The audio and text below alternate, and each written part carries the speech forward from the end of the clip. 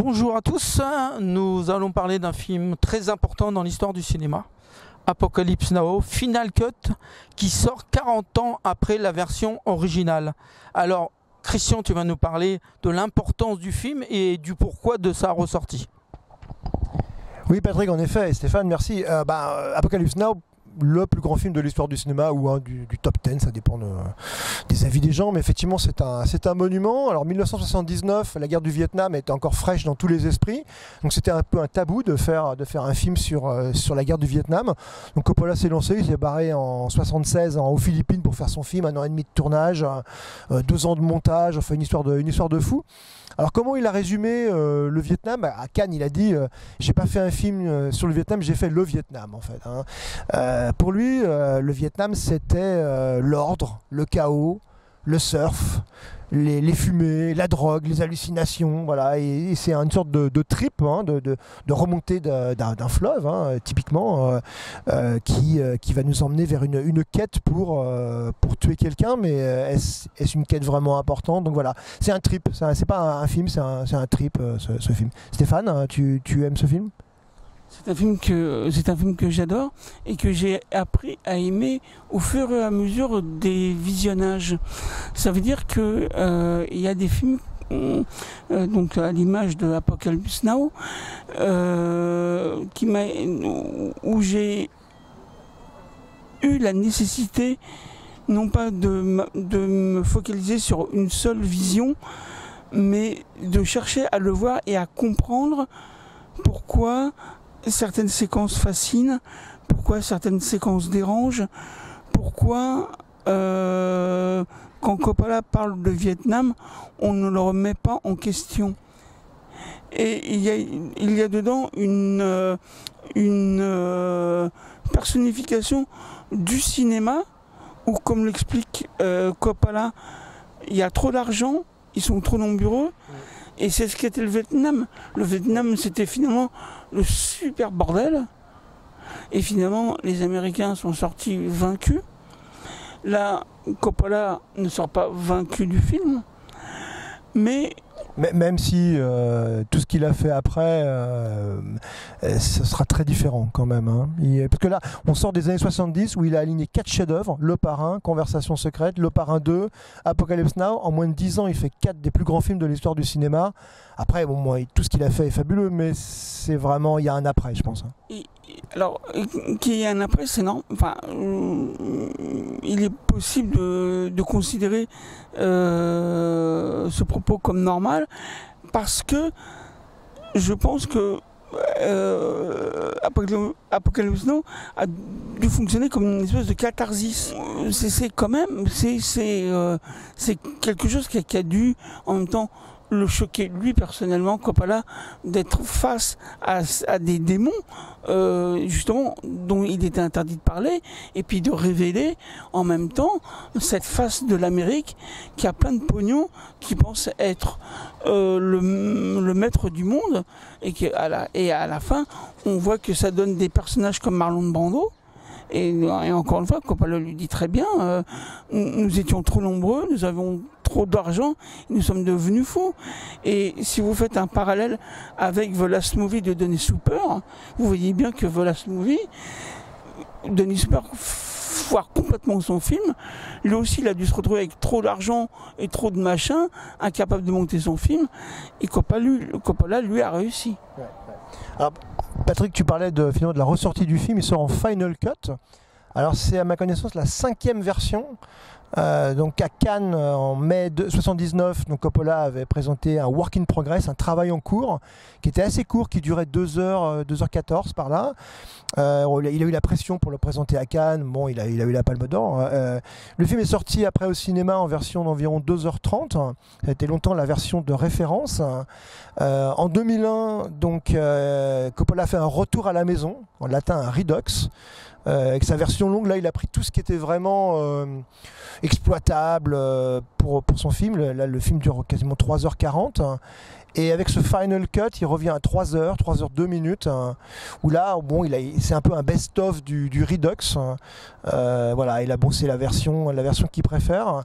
Et il y a aussi, pour la petite anecdote, une version de presque 5 heures qui est en fait une copie de Pirate qui circule, avec plein de scènes en plus. Mais là, c'est vraiment de la mise bout à bout, avant que la musique soit composée, c'est que de la musique des Doors, etc.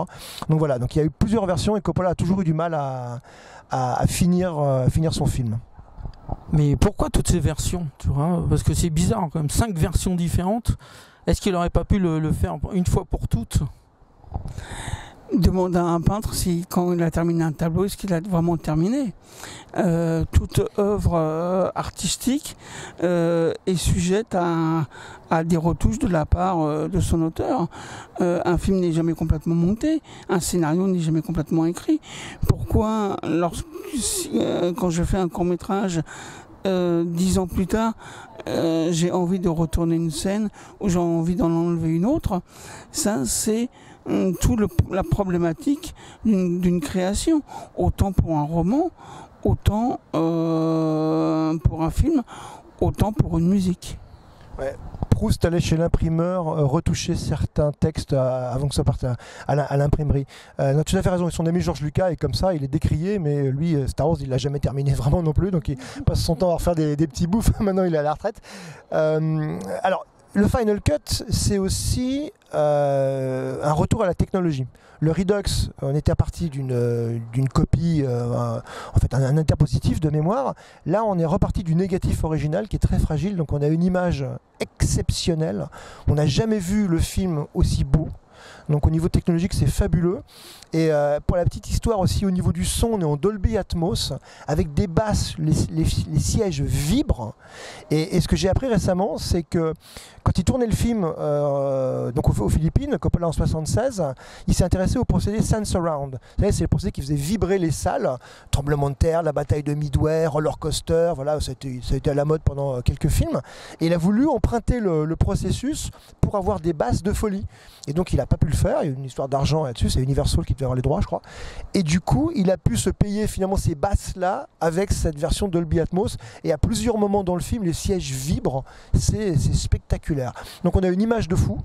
Le film est disponible en IMAX. Moi je l'ai vu en Dolby Cinema, c'est juste une image mais qu'on n'a jamais vue. C'est du 4K vraiment fabuleux. Donc en plus d'avoir refait son montage, il s'est repayé vraiment de la technologie, parce que c'est aussi un fou de technologie. Coppola est un des premiers metteurs en scène qui a vraiment intégré la technologie dans son travail. Et quand on parlait aussi des scènes qu'il a rajoutées, qu'il a coupées, etc., il y a une scène qui est assez emblématique, c'est celle qu'on appelle de la plantation française. Donc, elle arrive un petit peu comme un cheveu sur la soupe, cette scène. Tout à coup, ce bateau, en remontant le fleuve, il débarque avec une plantation française, gérée par Christian Marquand, Aurore Clément. Et ils vivent un petit peu à l'ancienne, c'est des gens nostalgiques de l'Indochine, ils sont là, ils ont acheté la terre, c'est à eux, donc ils vivent un petit peu complètement reclus du monde. Et cette scène, donc Coppola l'avait mis dans le work in progress, retiré dans la version sortie en 79, remis dans le Redux, et là il l'a laissé. Et je pense qu'une des raisons pour laquelle il l'a laissé, c'est qu'on voit ses deux fils, Giancarlo et Roman. Surtout Giancarlo qui est décédé depuis.